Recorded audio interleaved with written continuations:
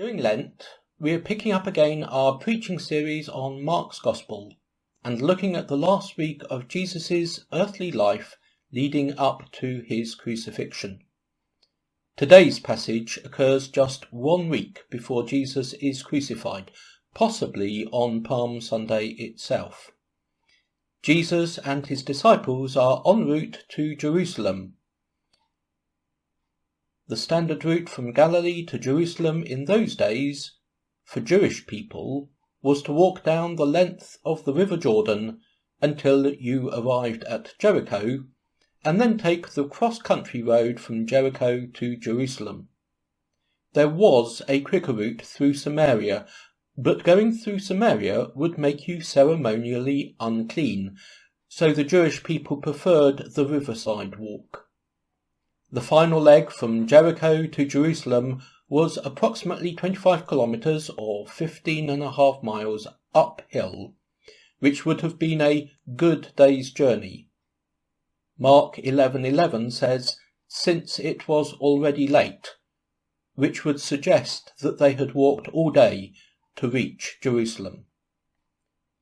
As Jesus travelled down the riverside, he would have accumulated quite a crowd of fellow pilgrims, all going to Jerusalem for the Passover festival. In this passage they have reached Jericho and are about to set out on that final leg of the journey. A blind beggar is begging at the gates of the city, knowing that everyone heading to Jerusalem for the festival would have to walk through those gates. This was a prime position at one of the best times of the year. Notice that we are never actually told his name. We are told that he is the son of Timaeus. That is what Bartimaeus means. As a blind beggar, he has lost his identity and lost his worth. The crowd, who have been touched up by so many beggars on the journey already, try to ignore this beggar. They want to catch every word that Jesus is saying, and so they tell the beggar to shut up.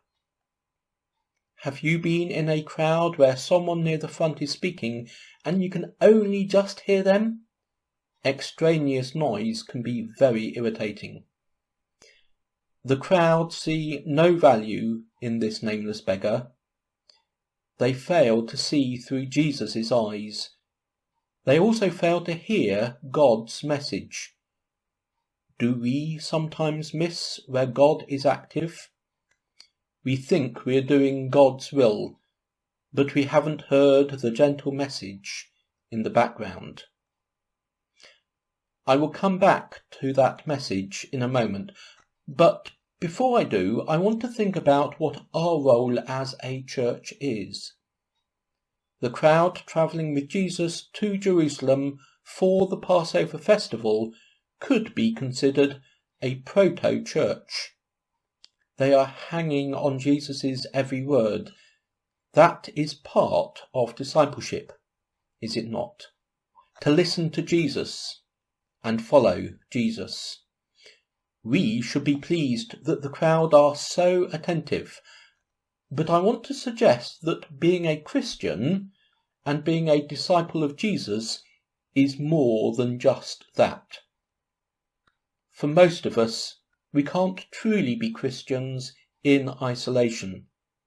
If we ignore the needs of others, be they material, mental or spiritual, then we are being selfish. Being a church is about living in community and caring for others. Part of being a disciple of Jesus is bringing others who need Jesus into his presence, so that he can transform them. Imagine a scenario in the future where this pandemic is behind us, and you are about to jump into the car to drive to church for Sunday worship, and a neighbour comes to you in distress and desperate for help. Or maybe they come to you saying that they want to become a Christian, and will you help them? What do? Do you say, "Oh, I'm terribly sorry, but I'm going to be late for church. I'll come and help you when I get back"? No, I hope you would help that person there and then. The crowd are hanging on Jesus' every word, but they still don't understand that following Jesus includes drawing other people in, bringing others into Jesus' presence. Our Lent book this year, Living His Story, explores what it means to tell the story of our faith and the story of Jesus. It explains what it means to bring others into the presence of Jesus. We're not called to drag people kicking and screaming, but we are called to give people an opportunity to meet with Jesus and meet with God. The blind man wants to meet with Jesus. Notice what he is saying. Son of David, have mercy on me. Son of David, have mercy on me. This call is echoed as the crowds approach the Mount of Olives and Jerusalem as part of Jesus' triumphal entry, covered in the next passage.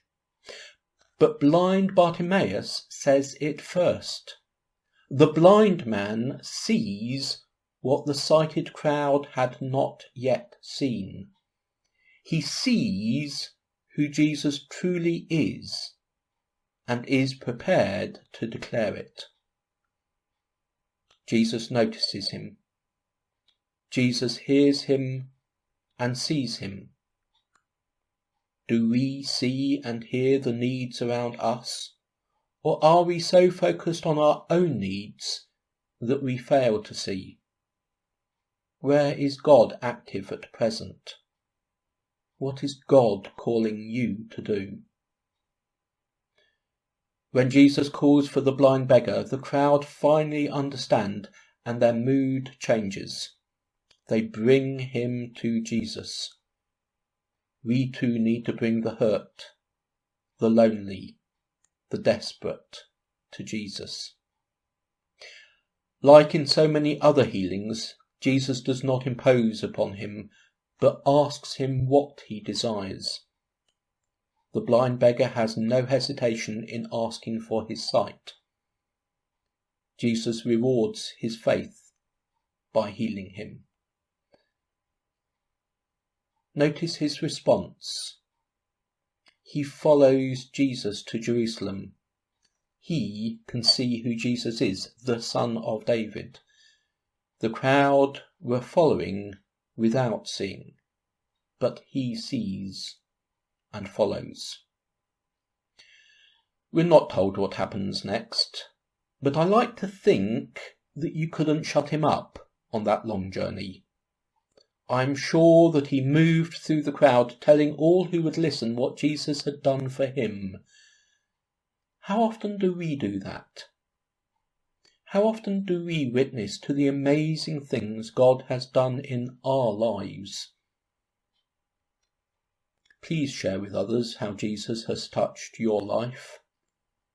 It doesn't need to be as dramatic as this healing, but we all need to be encouraged at this time, and it is good to share. My last thought takes me back a few verses in Mark. Jesus has been progressing down the side of the River Jordan with his disciples and with quite a crowd.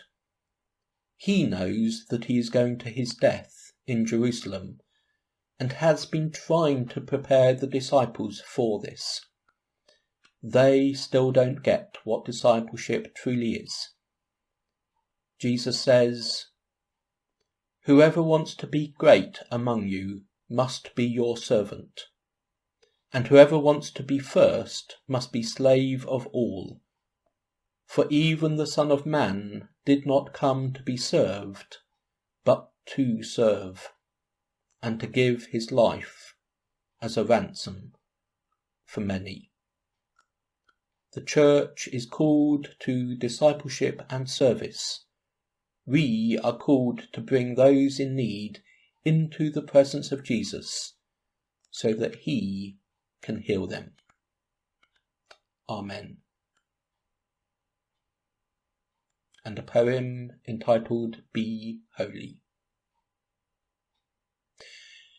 You are holy, for God has made you holy. Seek truth and be holy.